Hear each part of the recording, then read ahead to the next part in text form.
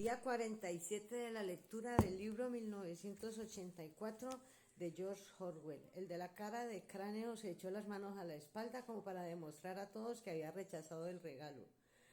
Brunstead, rugió la voz, 2713 Brunstead. Suelta ese trozo de pan. El hombre sin mentón arrojó el mendrugo al suelo. Quédate donde estás, ordenó la voz mirando a la puerta. No hagas ningún movimiento. El hombre sin mentón obedeció. Sus hinchadas mejillas temblaban de forma incontrolable. La puerta se abrió con estrépito. El joven oficial entró y se hizo a un lado, y tras él apareció un hombre bajo y fornido de brazos y hombros enormes. Se colocó delante del hombre sin mentón y luego, a un gesto del oficial, le propinó un puñetazo terrible en plena boca con todo el peso de su cuerpo. La fuerza del golpe pareció suficiente para noquearlo. Su cuerpo salió despedido al otro lado de la celda y se golpeó contra la base del váter. Por un momento se quedó aturdido mientras le salía sangre negra de la nariz y la boca. Soltó un levísimo quejido o gimoteo que casi parecía inconsciente. Luego rodó sobre sí mismo y se incorporó tambaleante sobre las manos y las rodillas, entre un chorro de sangre y saliva. Escupió las dos mitades de dentadura postiza.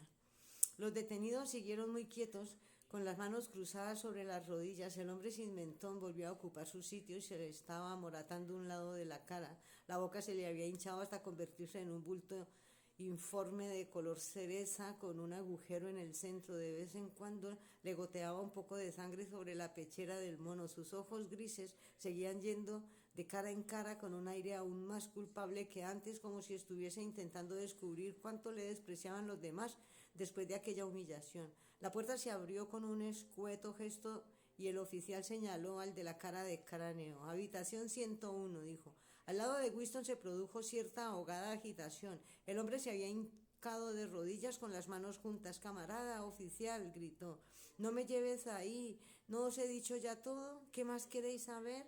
Estoy dispuesto a confesarlo todo, lo que se sea. Dime lo que quieres y lo confesaré. Escríbelo y lo firmaré. Cualquier cosa, pero no me envíes a la habitación 101.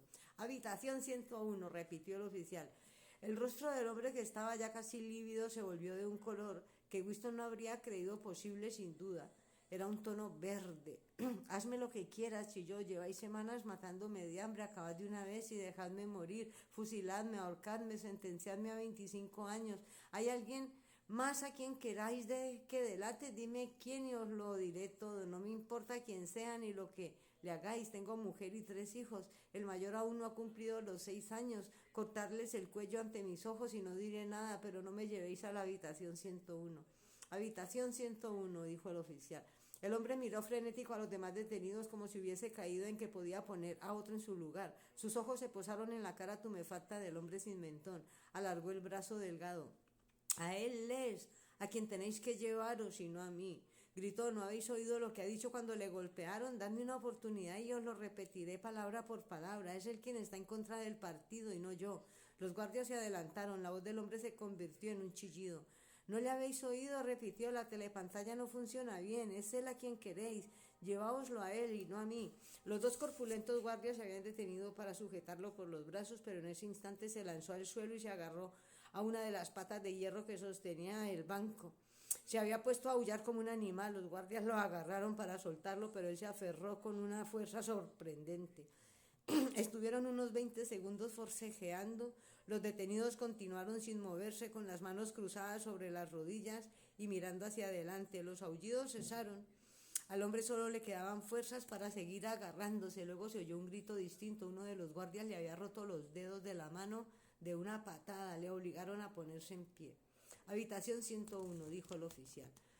Se llevaron al hombre tambaleándose, con la cabeza hundida y sujetándose la mano desaparecida ya toda resistencia. Pasó un largo rato.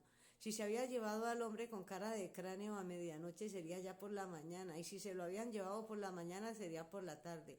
Winston llevaba varias horas solo. El banco estrecho era tan incómodo que le dolían los huesos y a menudo se ponía en pie y deambulaba por la celda sin que la telepantalla se lo impidiera. El mendrugo seguía donde lo había tirado el hombre sin mentón. Al principio tuvo que hacer un gran esfuerzo para no mirarlo, pero pronto la sed reemplazó al hambre.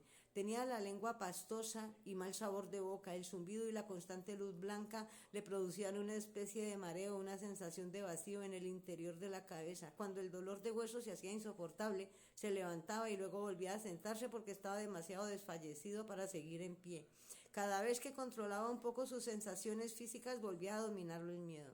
A veces pensaba con una vaga esperanza en O'Brien y la cuchilla de afeitar. Tal vez se la hiciesen llegar oculta en la comida si es que llegaba a darle de comer. En Julia pensaba menos. Estaría sufriendo en alguna parte, tal vez mucho más que él. Quizá estuviese gritando de dolor en ese mismo instante, pensó. Si pudiera salvar a Julia duplicando mi propio dolor, ¿lo haría? Sí. Pero era solo una decisión intelectual tomada porque sabía que debía tomarla. En realidad no la sentía. En aquel lugar era imposible sentir nada que no fuese dolor y la anticipación del dolor. Además sería posible desear, cuando estaba sufriendo, que por uno u otro motivo aumentara su sufrimiento. De momento la pregunta carecía de respuesta. Las bocas volvieron a acercarse, la puerta se abrió, entró O'Brien. Las botas. Winston se puso en pie. La sorpresa le hizo olvidar toda precaución. Por primera vez en muchos años olvidó la presencia de la telepantalla. «También te han atrapado a ti», gritó. «Hace ya mucho que me atraparon», respondió O'Brien. Con una leve y casi pesarosa ironía se apartó a un lado. Detrás de él apareció un guardia de espaldas ancha con una larga porra negra en la mano. «¿Lo sabías, Winston?», dijo O'Brien. «No te engañes, lo sabías, siempre lo has sabido». Sí, comprendió, siempre lo había sabido, pero no tuvo tiempo de pararse a pensarlo. Solo tenía ojos para la porra que llevaba el guardia en la mano. Podía golpearle en cualquier parte, en la coronilla, en la punta de la oreja, en la parte superior del brazo, en el codo. El codo cayó de rodillas, casi paralizado, y se sujetó con la otra mano el codo golpeado. Todavía estallado en una luz amarilla. Era inconcebible que un único golpe pudiera causar tanto dolor. La luz se despejó y vio a los otros dos mirándolo desdeñoso. El guardia se burló al ver cómo se retorcía. Al menos ya tenía respuesta a su pregunta. Nunca, por nada del mundo, podía uno desear que su dolor aumentara. Del dolor solo puede desearse una cosa: que cese. No hay nada peor que el dolor físico. Ante el dolor no hay héroes, pensó una y otra vez mientras se retorcía en el suelo sujetándose el inutilizado brazo izquierdo. Capítulo 2 de la parte tercera y última del libro. Estaba en una especie de camilla colocada a bastante altura del suelo y debían de haberle maniatado porque no podía moverse. Ahora su cara caía una luz que parecía más intensa de lo habitual. O'Brien se hallaba de pie a su lado mirándolo fijamente. Al otro lado había un hombre con una bata blanca y una jeringa hipodérmica. Incluso después de abrir los ojos tardó en comprender dónde se encontraba. Tuvo la impresión de salir a la superficie de un mundo distinto, una especie de mundo subacuático que hubiese muy por debajo. Ignoraba cuánto tiempo llevaba allí. Desde el momento de su detención no había vuelto a ver la oscuridad ni la luz del día. Además, sus recuerdos no eran continuos. Había habido veces en que la conciencia, incluso esa que uno tiene en sueños, había cesado por completo y luego había vuelto a empezar tras un espacio en blanco. Pero era imposible saber si esos intervalos habían durado días, semanas o solo segundos. La pesadilla había empezado con aquel primer golpe en el codo. Luego comprendería que todo lo que había venido a continuación no era más que un interrogatorio rutinario y preliminar al que sometían a casi todos los detenidos. Había una larga serie de crímenes, espionaje, sabotaje y otras cosas por el estilo que se daban sentado que debía confesar por el mundo. La confesión era una formalidad, pero la tortura era real. No recordaba cuántas veces le habían golpeado ni cuánto habían durado las palizas.